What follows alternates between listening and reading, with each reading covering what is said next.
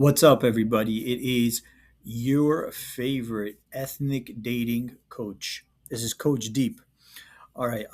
So let's check this dude out. All right. He's on TikTok. He kind of blew up here with this video with this little clip. He's a young Indian dude, and really, this is what's wrong with not just Indian men, but a lot of men of color and why they struggle in dating in 2026. So let's watch this. 9% of the time weird, racist, or all of the above. Having strict racial preferences is 99% of the time weird, racist, or all of the above. Now, I know that all of our collective attention spans are cooked to absolute fucking shit. So I'm going to ask of you something that most creators will not ask of you, and that's that before you leave some bullshit reactionary comment, allow me to at least preempt whatever the fuck you're going to say so we can have a semi-productive conversation. I just want to date within my culture. Okay, totally valid.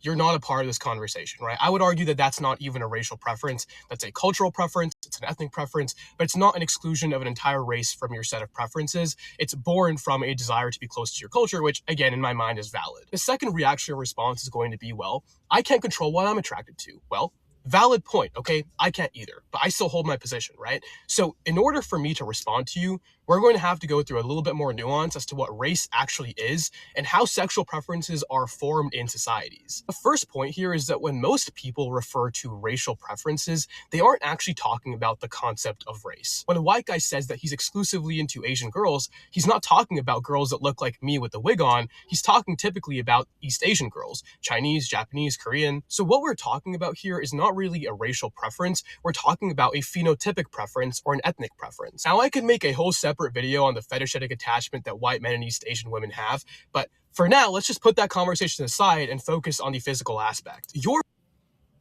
All right. So let me stop right there real quick. He's trying to sound real smart. A lot of Indian dudes, young Indian dudes, they want to sound political. They want to sound controversial, and use all this extended vocabulary and things like that. First off, he's saying that it's weird, it's strange, it's creepy or whatever for someone to have a racial preference, which is complete BS. All right. People have their preferences, and in dating and in a lot of other things too in life. And to try to change that is really just a waste of time. Um, so that's the first thing. And then the next thing is, again, he's just another Indian dude trying to sound real smart and slick and profound and things like that. He's talking about Asian women, that's an ethnicity. Actually, Asian women, East Asian women, that is actually a race. When men are attracted to these East Asian women do have a certain look to them that South Asian women don't have.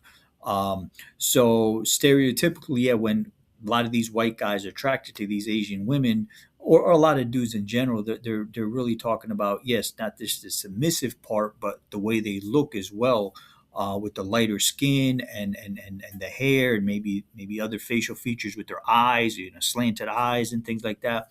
So he's already got that wrong. But it doesn't even matter. That's irrelevant here. Let's keep watching. Let's keep watching this doctor, this genius. All right. Physical preferences did not spawn from nowhere.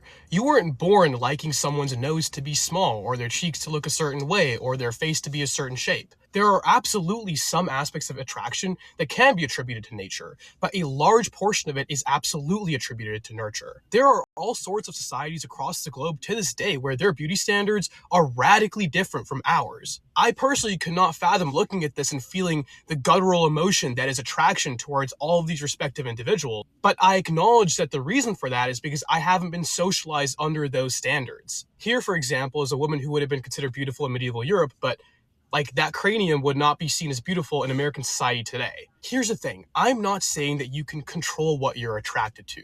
But what I am saying is to pretend as though the things that you're attracted to, the features you're attracted to, are just innocuously pointed towards this Eurocentric vector is ridiculous. It's a preposterous statement. You don't naturally believe that paler skin is more beautiful. You don't naturally believe that smaller noses are more beautiful. These are things that are drilled into you via socialization. Two things can be true at once, right? Firstly, you can acknowledge that you don't have any real control over what you're attracted to because it's this internal guttural reaction. But you can also acknowledge that those things are socialized, that those things are formed through a lens of white supremacy and Eurocentrism. Now, the second point is going to be about exclusionary racial preferences, which are absolutely racist. I could point to people who are Asian but look white, white but look black, black but look white. There is no genetic basis for race. So when you make blanket statements like, oh, I would never date a black woman, there are black women who look like all sorts of things. If you are attracted to someone and then the thing that causes you to divert your attraction from them is learning that they're black or learning that they're Indian or learning that they're blank race or ethnicity,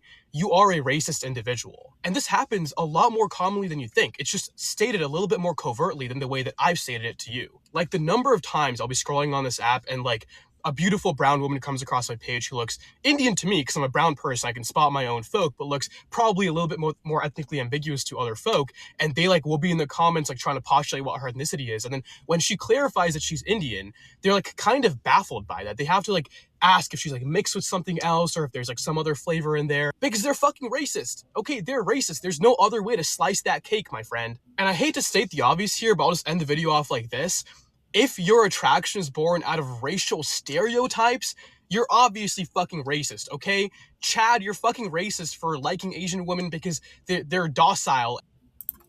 All right, so he's just another social justice warrior here.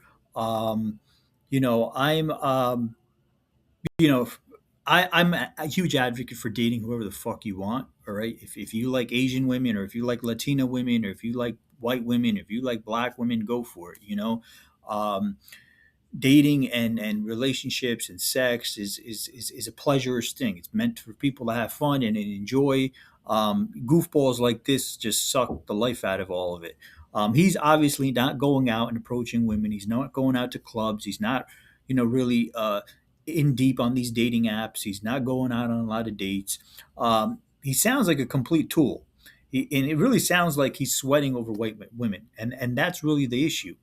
He himself is saying having racial preferences is racist, but probably idolizes white women like a lot of you color guys do.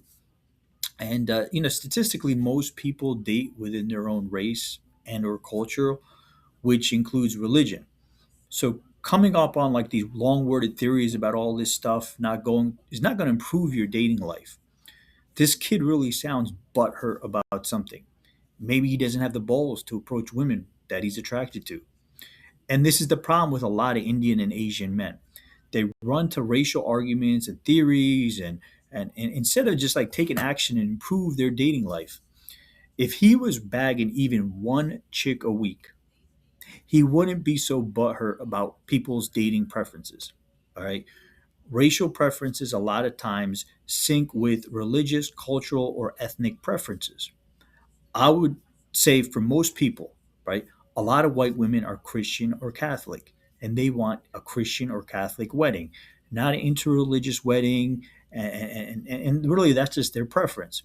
So, guys, using expanded vocabulary does not make you attractive to most women. No one wants to date a dictionary. All right. Women want guys who are fun, who are sexual, who are entertaining, who can make them laugh and have a good time with them. So if you're a man of color who's struggling with dating, listen to a coach like myself who keeps things simple. All right. You got to learn to be more attractive. That's the first thing. And this kid is not unattractive. He actually has kind of nice look going on here.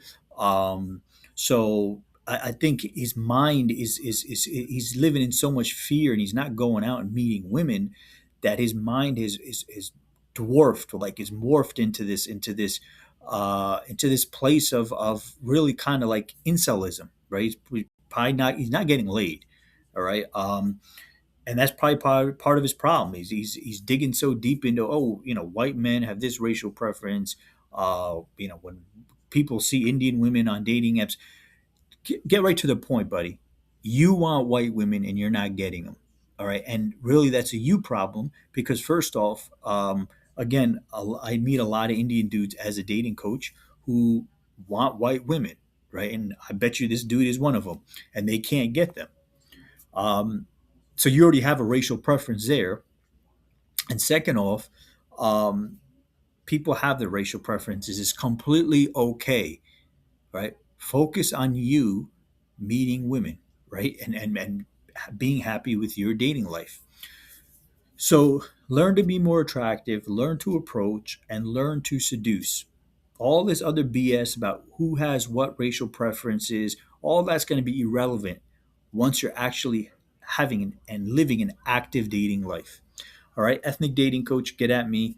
Screw kids like this. He's delusional. He's just again the expanded vocabulary sounds great when you're doing a debate for something, but if you're trying to go out and meet women, most women are don't want to go to get into these large dictionary type um, conversations with people.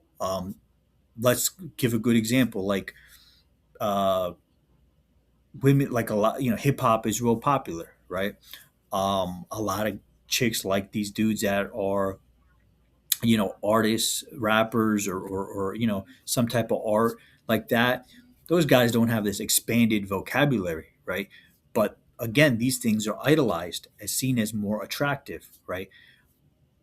Being intellect, being uh, you know a guy who has such a great way of um, having a expanded vocabulary and spelling bees and all that crap.